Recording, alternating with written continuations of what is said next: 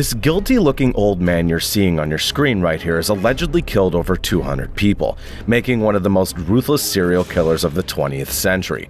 Welcome back, everyone. Today, we'll dive deep into the story of Harold Shipman, the UK's most dangerous serial killer. Early life. Born on January 14, 1946, in Nottingham, Harold Frederick Shipman was a general practitioner who hailed from a working-class background. Within his family, he held a place in his mother's heart. He was known for his introverted nature and limited social circle. Unfortunately, tragedy struck at an early age when his mother, Vera, succumbed to lung cancer in 1963, while he was still a schoolboy aged 17. Witnessing her suffering despite the relief provided by doses of morphine left a lasting impact on the young Shipman, who found relief in running through the countryside. He pursued medical education at the New College of Nottingham, later attended the University of Leeds. During this time, he resided at Boddington Hall, an abode for medical school students, where he crossed paths with a young woman called Primrose, who would eventually become his wife. In 1970, after completing his studies in Leeds, Shipman commenced his practice at General Infirmary located southeast of Leeds in Pontefract Town. It is believed that it was during this period when he allegedly began committing his acts of murder. The crimes of Harold Shipman. Harold Shipman embarked on a horrifying killing spree in 1975, a year after commencing his career as mentioned earlier. Shockingly, he continued to claim lives until his arrest on September 7, 1998. During his rampage, Shipman primarily targeted old women living alone, and often striking during the afternoons when they were minding their own business in the comfort of their homes. Utilizing his expertise, he administered doses of morphine or heroin and cunningly attributed the deaths to natural causes like heart attacks to conceal his abhorrent actions. The magnitude of Shipman's deeds is both chilling and tragic. Among the confirmed victims amounting to 215, a staggering 171 were women while 44 were men. The age range of those he mercilessly took from this world is equally distressing, encompassing individuals from a 41-year man to a 93-year woman. In fact, this represents an appalling testament to the depth of his malevolence. The town of Hyde became the center of his actions. What adds to the nature of Shipman's case is the image he portrayed to the public. As revered by his patients, he has an austere look, characterized by thin silver glasses and a meticulously trimmed beard. This appearance of respectability combined with his authority as a professional allowed him to elude suspicion for a supposedly long period of time. Effectively, the timeline of Shipman's killings is truly chilling. In 1993, he claimed the lives of 16 patients, followed by another 11 in 1994. The number escalated to 30 victims each year, in both 1995 and 1996. It reached a peak of 37 victims in 1997. His murderous acts culminated in the loss of lives in 1998, when he took away another 18 individuals before finally being caught. Ironically, Shipman's downfall came not from his pattern of serial murder, but from an ill-advised act of greed. He brazenly falsified the will of an 81-year-old patient named Kathleen Grundy, leading to suspicion and investigation. Shipman's downfall. It's clear that the murder of this woman named Kathleen Grundy represents a crucial development that finally caught the attention of the police department. In fact, Grundy, the killer's last victim, was tragically discovered dead at her home.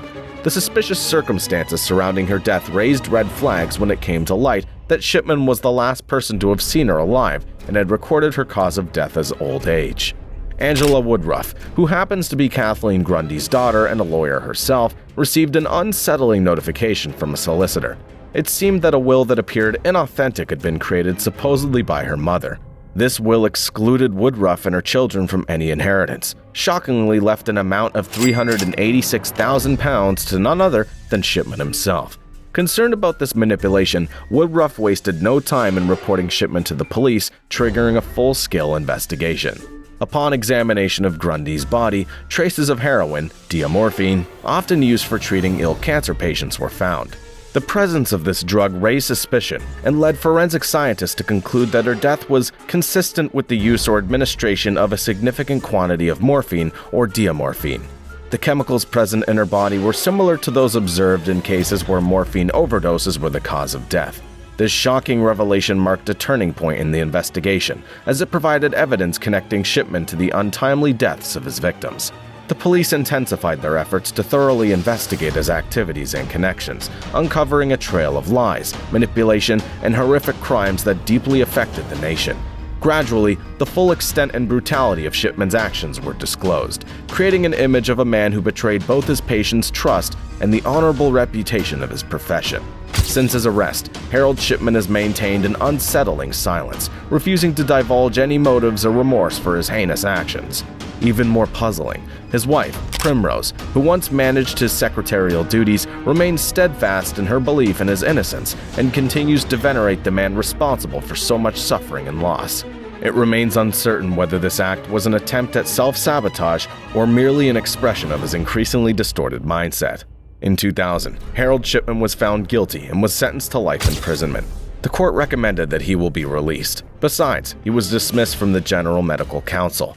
In front of his denial as well as his silence, questions were raised about Shipman's atrocities, and indeed, there were two major explanations. The first one's related to the death of his mother. The serial killer psychiatrist explained that the traumatic event of his mother's death led him to a deep agony that was marginally alleviated by regular doses of morphine. So perhaps his criminal acts were a sort of gentil killing. In other words, his attempt to provide his patients the merciful death that had tragically eluded his mother. His motives are unclear. Maybe it's the other way around, where he wanted to remove older people because he thought they might otherwise have become a burden to the healthcare system. The other explanations related to the euphoric tranquilizers that Shipman took throughout his life. It's believed that these substances may have exacerbated his already disturbed mental state. The death of Harold Shipman. On the 13th of January 2004, Harold Shipman died. That morning, the Yorkshire general practitioner hanged himself in his cell at Wakefield Prison on the eve of his 58th birthday, using the sheets from his bed. He was found hanging by his neck from the bars of his window at 6:10 a.m. 2 hours later, after unsuccessful attempts at reanimation, his death was confirmed. He himself was his last victim. While we may never fully understand his motives, it's clear that he had an obsession with control and power. Sadly, this tragic event also denies the families of the victims an opportunity for closure and understanding during their grieving process. Previously, this mass murderer had been transferred to Wakefield Prison June after serving the initial part of his life sentence, with a minimum term of 50 years, at the high-security unit in Franklin. He was not under special suicide watch and his behavior was deemed normal. However, a prison guard at Wakefield Prison disclosed that their colleagues were deeply concerned about this possibility. We were aware that he had intentions of taking his life at a time and place of his choosing. The final life he would extinguish would be his own, the guard expressed. As for the families of the victims, the death of Shipman has undoubtedly triggered so many mixed emotions among them. Jane Gaskell, whose mother, Bertha Moss, passed away at the age of 68 due to a morphine injection administered by the general practitioner, couldn't hold back her tears upon hearing about Shipman's suicide. I can't explain why I feel this way, because I don't really care about his demise, but I'm in absolute shock. Again, he managed to find a way out. He controlled every aspect of our lives, even had control over his act, and it infuriates me. Disturbingly enough, in the small town of Hyde with a population of 35,000 where Dr. Shipman practiced medicine, every resident had connections with the mass murderer as well as the families affected by his crimes. He was, you might say, the family doctor of this tiny town. With that, we finish off today's case. Let us know your thoughts about Harold Shipman's case in the comments below. If you enjoyed this video, please leave a like and subscribe.